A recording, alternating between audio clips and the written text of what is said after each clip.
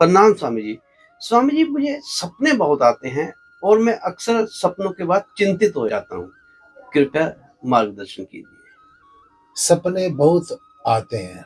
देखिए, रात को शरीर थक कर सो जाता है, लेकिन मन हमेशा चलता रहता है।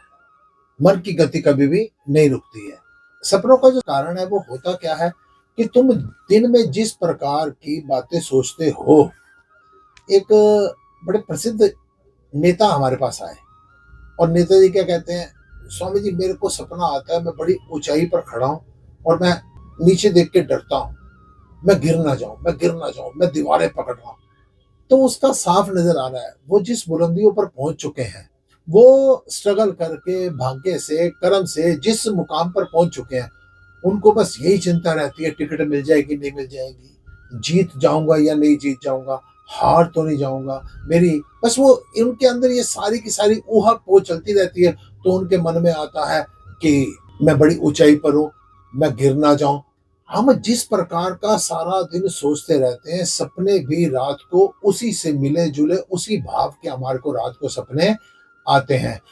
आप कभी भी अपने आप को जब गौर से देखोगे ना, सपना आपके दैनिक चर्या पर डिपेंड करता है। फिर दूसरी बात, अगर आप चाहते हैं कि आपको रात को बुरे सपने ना आए, अगर आप चाहते हैं रात को आप डिस्टर्ब ना रहे, सीधी बात है, भजन करते हुए रात को नींद में प्रवेश कीजिए। हरि नाम का सिमरण कीजिए, गुरु नाम का सिमरण कीजिए। राम राम राम राम राम राम एक, राम राम राम राम राम राम दो, राम राम राम राम राम राम तीन, राम राम राम राम राम राम चार, या गायत्री मंत्र का जाप कीजिए। जब आप भजन करते करते करते करते निद्रा में प्रवेश करेंगे, देखना रात को आपको सपने भी किसी तीर्थों के आएंगे, देवी देवताओं के आएंगे, प्रसाद चढ़ाने के आएंगे, भजन के आएंगे, सत्संग के आएंगे। आपको कोई भी भयभीत करने वाले सपने नहीं आएंगे। फिर दूसरी बात, आपको मान लो कोई पहले से आपको जानकारी मिल रही है सपने के माध्यम से, वो आपके शुभ कर्मों का फल है। एक आदमी आए, जैसे कहता है स्वामी जी मेरे को इस प्रकार से सपना आया। मैंने कहा बेटा, ये पहले से आपको सावधान कर रहा है कि कम से कम एक दो दिन वॉच करना, कि फालतू गुस्सा मत करना, ये ना आए इस क्रोध के अंदर आप किसी की पिटाई कर दो, आपके ऊपर कोई पुलिस केस बन जाए, आप फिर परेशान होते रहो, अपराधी श्रेणी में आप आ जाओ। हुआ भी क्या, वो अगले दिन आया, कहता आपने सही कहा था, कोई मेरे साथ किसी की डीलिंग है। वो आदमी मेरे पास आया तो मेरे को आपकी याद आ गई। आपने कहा था तेरे सपने का आधार ये है, क्रोध मत करना, बहस मत करना, तर्क वितर्क मत करना। तो मैंने अपने आप को बड़ा संयम में रखा। अगर वो सपना मेरे को ना आया होता, मैंने आपको ना सुनाया होता, तो हो सकता है कि उस दिन कोई झगड़ा, कोई लड़ाई, कोई फसाद, कोई बात बहुत ज्यादा बढ़ जाती। अगर आपको कोई सपना आ रहा है, पहली बात आपकी विचारधारा पर डिपेंड करके आ रहा है। दूसरी बात, आपको कोई सपना आ रहा है, आपको अवेयर कर रहा है, आपको जागरूक कर रहा है, आप सावधान रहिए। अगर आप परेशानी में चल रहे हैं तो आपको परेशान करने वाले सपने आएंगे। परेशानी में अगर आपको कोई पॉजिटिव सपना आ रहा है, तो आपकी भक्ति का परिणाम है कि यानी परमात्मा आपसे कह रहा है कि घबराने की जरूरत नहीं, आगे दिन तेरे सब धीरे धीरे धीरे धीरे ठीक होते चले जाएंगे, तेरा शुभ समय आने वाला है। अगर मान लो आपको कोई सपना आता है कि जिससे कि आपको कोई भविष्य की तरफ इंगित कर रहा है, तो घबराने की जरूरत नहीं है। परमात्मा आपको जगा रहा है, उन परिस्थितियों के लिए अपने आप को तैयार कर लो। जैसे उदाहरण देते हैं, एक जालंधर और वृंदा का प्रसंग है।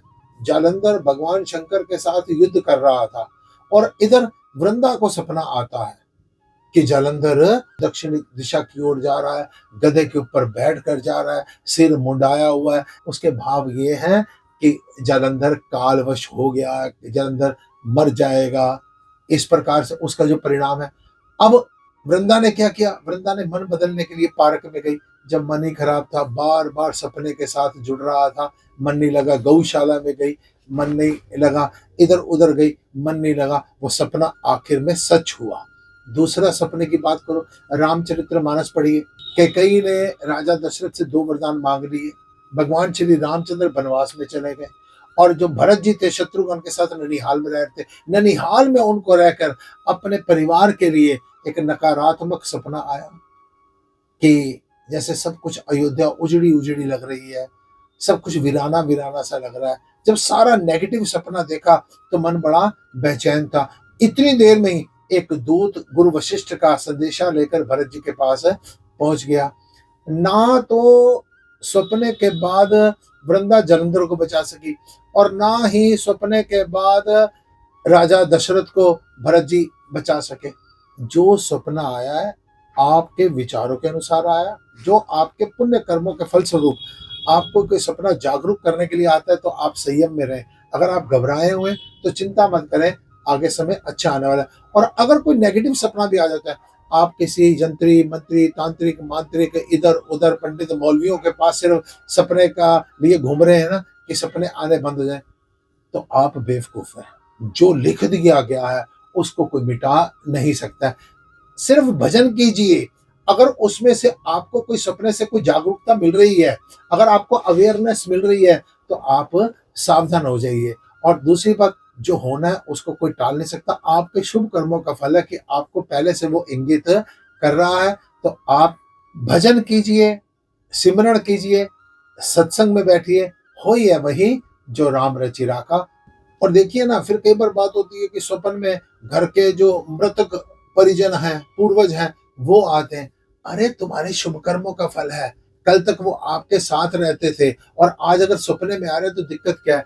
आप किसी भी यांत्रिक मांत्रिक तांत्रिक के पास जाएंगे ना, वो इसको कोई ना कोई धंधा बना लेंगे। अरे आप भजन कीजिए, परमात्मा का सिमरण कीजिए, आपके पूर्वज आपको आशीर्वाद देने के लिए आ रहे हैं।